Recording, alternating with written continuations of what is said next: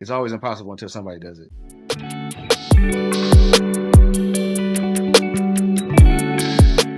We had went to this conference, and it was called the Money Is Conference, and they got to explaining like when you start doing things and you don't fully understand how to do it, don't say that it can't be done. Ask Mhm. how can it be done.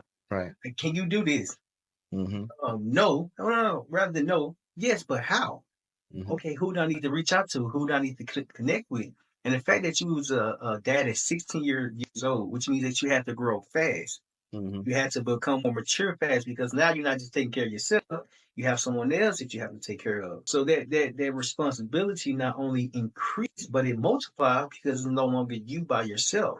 Right. What was your biggest downfall when you was learning how to mature within yourself? I don't think I had a downfall. I mean, when you have self-confidence, failure is just feedback on what you need to adjust. So I don't consider anything a downfall. I did miss a lot of the things a lot of other people were able to do growing up because I was working, taking care of my son and my mom too. So but I think all that just built resilience and it just built more character for me to be able to, basically not have any will to quit for anything because I had too many people depending on me and too much emotion for me to ever stop. Because when you stop, that's when everything. The only time you really fail is when you stop. So you gotta keep going. That's true. That's true. I learned that. So I was raised by a single mom who raised 3 boys by herself, and she never stopped. She has 8 degrees, working on her ninth degree. Hmm. That is a lot of school.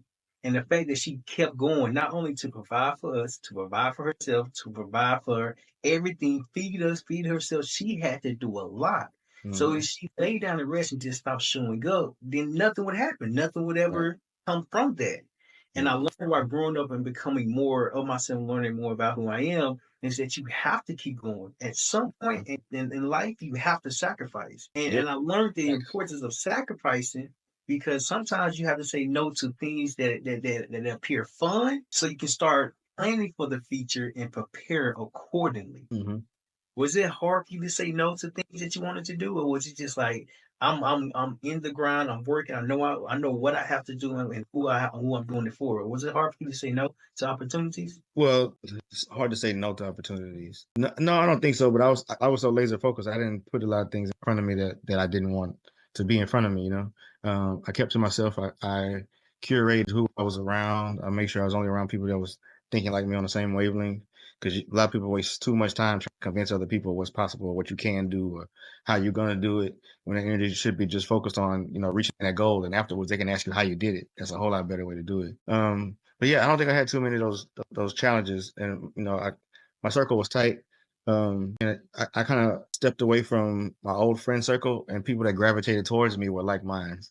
So that's really how I was able to keep a level head and focus on whatever goal I had at the time, whether it was flipping or getting into new construction or doing crowd funds, or building up the real estate business to quit my job. Because you did ask that question earlier. So I started flipping houses in '08. I didn't quit my job in 2015. And I was staying at the job because it was cool. I was working from home. I was working 3, 4 days a week, traveling a little bit. I was able to build a real estate business on the side. But then eventually, something happened at work where VP was trying to throw me on the bus for something that wasn't my fault. But by that time, I had built up my income so much with the real estate that I could just walk away and not even worry about it, not even stress about it. So there's another side note. Some people want to quit their job right away and go head first, dive off a cliff into entrepreneurship, but that's really not the best way to do it. No, it's not. I read your bio. You just mentioned it as well that you started in 2008. Wasn't that when the recession was happening? But that was the best time to buy because so many people were losing properties. Because it was So low. yeah, Because so everything was low. from an investor's perspective, you can get stuff way below market value and way below what they call replacement cost, which is way what it costs you to build the same thing. So that was a great time to buy. And everybody that was losing their houses to foreclosure still had to live somewhere, so they were renting. So now you build a rental portfolio with a whole bunch of property you bought way below market value. So yeah, real estate is a game where if you understand how to play it, you can make money in any cycle. And you say you left the job in 2015. Hmm. 2008 to 2015, you was building up your real estate side business. Yep. You eventually, well, unfortunately, something happened at work, and for you to actually realize, like, I'm going to be okay. But for you to even understand that you were okay came from the sacrifices, came from the amount of work that you put in, came from you understanding that you have to do it every single day. Facts. Yeah. 100%. What I was was you? Were I was you working 8, 9 okay? hours I'm on the sorry. job and working 8, 9 hours on a business every day, like a lot less sleep. But I knew what I was building towards would eventually have the ability to replace the corporate world. So that was the focus.